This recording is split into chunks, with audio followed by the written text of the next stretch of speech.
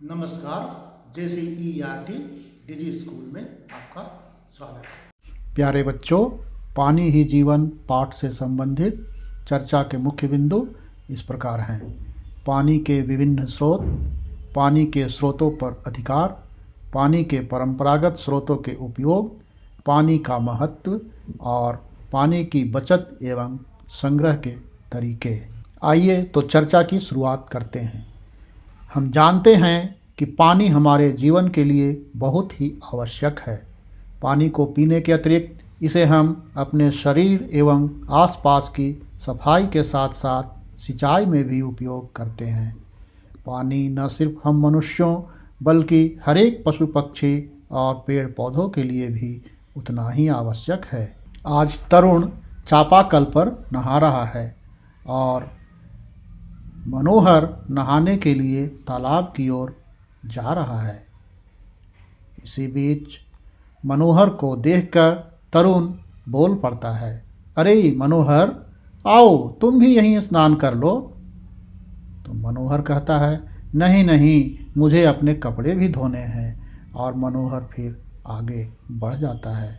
मनोहर आगे बढ़ते हुए सोच रहा था, हमारे लिए पानी कितना उपयोगी है, इसके बिना तो हमारा जीवन ही असंभव है। बच्चों, आप क्या समझते हैं, पानी हमारे लिए कितना आवश्यक है? प्यारे बच्चों, अब बात करते हैं तब की जब आपके दादा नानी या अन्य कोई बड़े व्यक्ति आपके उम्र के थे।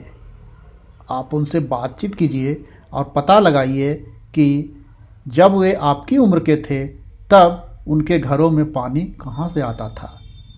और तब फिर आप सोचिएगा और हमें बताइएगा कि तब और अब में क्या बदलाव हुआ है। चलिए अब बात करते हैं आज की। क्या आज सभी घरों में पानी एक ही तरह से लाया जाता है या अलग अलग तरीक़ों से घरों में पानी की व्यवस्था की जाती है? मीना शहर में रहती है, उसके घर में पानी नल के द्वारा आता है, परंतु जब कभी मेहमान घर में आ जाते हैं तब पानी की कमी हो जाती है और अब वे पानी की बचत पर ध्यान दे रहे हैं। और यह मनोहर है। मनोहर गांव में रहता है। वे लोग कुआं के पानी का उपयोग करते हैं। मेहमानों के आने पर भी उन्हें कोई दिक्कत नहीं होती है। और आइए अब मिलते हैं सबीना से। सबीना पहाड़ी इलाके में रहती है। परिवार के लोग नहाने एवं कपड़ा धोने के लिए पास की नदी में जाते हैं। पहले तो लोग कुआं से लाकर पानी पीते थे, लेकिन अब पंचायत की ओर से पीने के पानी के लिए चापाकल लगाया गया है। तो बच्चों, अभी आपने कुछ अलग अलग जगह के बच्चों के अनुभव को जाना। अब आप पता कीजिए कि आपके घर में कपड़ा धोने और पीने का पानी कहाँ से आता है। आपके आसपास के लोग पीने एवं अन्य कामों के लिए पानी कहाँ से लाते हैं।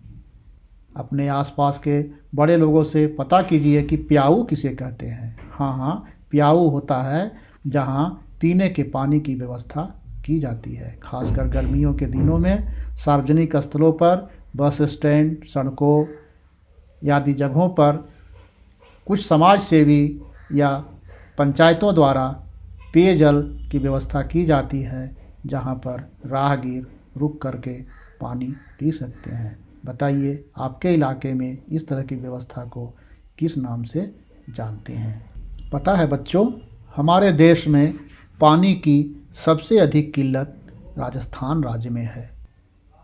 यहाँ की नदियों और कुओं में साल में कई महीने पानी नहीं रहता है। लोग दूर दूर से पानी लाते हैं और उसे बड़े ही हिफाजत से इस्तेमाल करते हैं। यहाँ के लोग पानी की हर बूंद की कीमत जानते हैं। आइए तो जानते हैं यहाँ के लोगों द्वारा वर्षा जल को संग्रहित करने के विभिन्न तरीकों को। आप देख रहे होंगे कि पानी को इकट्ठा करने के लिए यहाँ तालाब और जोहड़ बनवाए जाते हैं। तालाब में से कुछ पानी ज़मीन सोख लेता है और यही पानी आसपास के कुओं और बावड़ियों में भी पहुँच जाता है और इस तरह से इससे आसपास की ज़मीन भी नम और उपजाऊ हो जाती है। आगे हम और भी कुछ तरीकों को जानेंगे जिससे यहाँ के लोग बूंद बूंद पानी की बचत को बड़े ही बखूबी तरीके से करना जानते हैं, जिससे हम भी बहुत कुछ सीख सकते हैं। उन्हीं तरीकों में आप यहाँ देख सकते हैं, एक तरीका है टाँका निर्माण का। लोग वर्षा जल को एक खास तरह से बनाए गए टैंक के नीचे इकट्ठा करते हैं, जिसे टाँका कहा जाता है। यह सार्वजनिक खेतों में पंचायत या गांव के समूह के द्वारा बनाया जाता है। क्या आपके यहाँ भी वर्षा जल को किसी खास तरीके से इकट्ठा किया जाता है? हाँ तो बच्चों, क्या आपको पता है कि यहाँ सिर्फ सार्वजनिक स्थलों पर ही टाँका नहीं बनाए जाते हैं, बल्कि प्रत्येक घरों में वर्षा जल को संग्रहित किया जाता है। क्या आप भी अपने घरों में वर्षा जल को एकत्र करते हैं? हाँ, अगर किसी खास तरीके से आप ऐसा करते हैं तो आप उसे हमें बताइए, और यदि नहीं तो आप सोचिए कि आप ऐसा किस प्रकार से कर सकते हैं और उसे आजमा कर ज़रूर देखिए।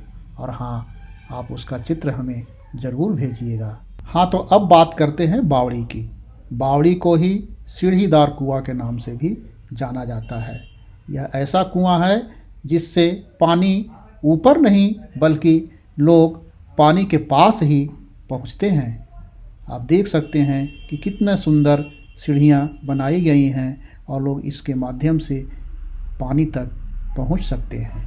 पुराने ज़माने में बहुत सुंदर बावड़ियाँ प्यासे यात्रियों को पानी पिलाने के लिए बनवाई गई थीं। बच्चों, आप समझ सकते हैं कि पुराने ज़माने में हमारे यहाँ पानी की व्यवस्था हेतु कितने सुंदर और नायाब तरीके अपनाए जाते थे। हाँ तो बच्चों, अब बात करते हैं आज की एक से एक नायाब तरीकों की। आज भी लोग पानी को ज़मीन के अंदर से ऊपर तक न सिर्फ धरती की सतह तक ला रहे हैं, बल्कि इसे गगनचुंबी इमारतों तक भी पहुंचा रहे हैं। कभी आपने सोचा है कि इन इमारतों में रहने वाले लोगों तक पानी कैसे पहुंचता है? हाँ, आप देख सकते होंगे कि इस बहुमंजिली इमारत के बगल में किस तरह से एक बोरिंग के द्वारा ज़मीन के अंदर छिद्र किया जा रहा है। यहाँ सैकड़ों फीट छिद्र करके ज़मीन के अंदर से मोटर के द्वारा पानी ऊपर बहुमंजिली इमारतों में बने टैंकों तक पहुँचाए जाते हैं और इन्हीं टैंकों के माध्यम से इमारत के अंदर मौजूद सभी परिवारों तक पानी पहुँचाया जाता है। जहाँ तक खेती की बात है तो पानी की कमी वाले इलाकों में मशीन से छेद करके पानी के कुएं बनाए जाते हैं और इसे पंप के द्वारा ज़मीन के अंदर से बाहर निकाल जाता है और खेतों में सिंचाई की व्यवस्था की जाती है। अब आप आपस में चर्चा कीजिए कि पानी को ऊपर उठाने के अलग अलग तरीके क्या हो सकते हैं। आपके सामने कुछ चित्र हैं जिसमें दिखाया गया है कि किस तरह पानी को ज़मीन के अंदर से ऊपर उठाया जा रहा है। पहले चित्र में आप देख सकते हैं कि बोरिंग के माध्यम से मोटर के द्वारा पानी को एक बड़े से टैंक में भरा जाता है और वहां से फिर घरों में सप्लाई किया जाता है। दूसरे चित्र में देख सकते हैं कि किस प्रकार चापाकल के द्वारा पानी को ज़मीन के अंदर से ऊपर खींचा जा रहा है। इसे बड़े ही अच्छे तरीके से आपको समझाया गया है कि किस तरह से जब पिस्टन नीचे जाता है तो वाल्व बंद हो जाता है और जब पिस्टन ऊपर आता है तो वाल्व खुलता है और पानी अंदर से ऊपर आता है। आप बगल में यह भी देख रहे होंगे कि किस तरह से लाठा और कूड़ी के द्वारा पानी को कुआं या नदियों से ऊपर उठाया जा रहा है। और नीचे के चित्रों में देख रहे होंगे कि किस तरह बैल रहट को घुमा रहे हैं और पानी ऊपर निकल रहा है। आप पता कीजिए कि आपके इलाके में पानी को इनमें से किन तरीक़ों से ज़मीन के अंदर से ऊपर निकाला जाता है, और आप इसका चित्र भी बनाइए और फिर एक दूसरे को दिखाइए। आइए आप जानते हैं झारखंड के कुछ प्रमुख जलप्रपातों को। आपके सामने तमासीन, हिरनी, हुंडरू, बरियो और जोन्हा जलप्रपात का चित्र दिखाया गया है।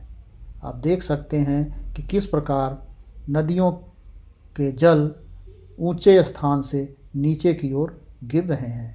यह बड़े रमणीक स्थान होते हैं। यहाँ पर दूर दूर से लोग पिकनिक मनाने के लिए आते हैं। यदि आपके इलाके में भी कुछ इस प्रकार के जलप्रपात हों तो आप उसका चित्र हमें अवश्य भेजिएगा। झारखंड के जलप्रपातों को जानने के बाद अब हम देखते हैं अपने राज्य की कुछ प्रमुख नदियों को। प्यारे बच्चों, आप अपने इलाके की नदी का नाम और चित्र हो सके तो हमें ज़रूर भेजिएगा। आइए अब जानते हैं कि अलग अलग जगहों पर पानी का इंतज़ाम अलग अलग तरीके से किस प्रकार होता है। यहाँ मैं आप ही की तरह के कुछ बच्चों का अनुभव आपके साथ साझा कर रहा हूँ। आप ध्यान से सुनेंगे और फिर अपनी बात हमें बताएंगे। एक बच्चा कहता है कि हमारे यहाँ जल बोर्ड के पाइप द्वारा पानी आता है और हमें कोई परेशानी नहीं होती है। वहीं दूसरी ओर एक बच्ची कहती है कि हमारे यहाँ तो पानी नदी से आता है, बरसात में काफ़ी कठिनाई होती है जब नदी का पानी मटमैला हो जाता है। परंतु ऐसा नहीं होना चाहिए, पानी पर सबका समान अधिकार है। आप क्या समझते हैं बच्चों, क्या सबों को पानी समान तरह से मिलना चाहिए ना? आप बताइए कि आपके घरों में भी पानी लाने में किसी तरह की परेशानी होती है? आइए अब बात करते हैं दो पुराने कुएं की। सुनीता के मोहल्ले में दो पुराने कुएं हैं। ये अब पूरी तरह सूख चुके हैं। उसकी दादी बताती है कि लगभग 15 से 20 साल पहले तक उसमें पानी था। बच्चे, अब आप चर्चा करें कि क्या कुएं सूखने की कुछ वजह ये हो सकती है। जैसे कई जगह मोटर लगाकर ज़मीन का पानी निकाला जा रहा है। कई जगह तालाब जिनमें बारिश का पानी इकट्ठा होता था अब नहीं होता है। या पेड़ों के आसपास और पार्क में भी ज़मीन को सीमेंट से पक्का कर दिया गया है। अब आप आपस में चर्चा कीजिए, अपने घरों में एक दूसरे से बात कीजिए और पता कीजिए कि आपके आसपास के इलाकों में यदि पानी की कमी है या कुएं सूख रहे हैं तो उनके कारण क्या हैं।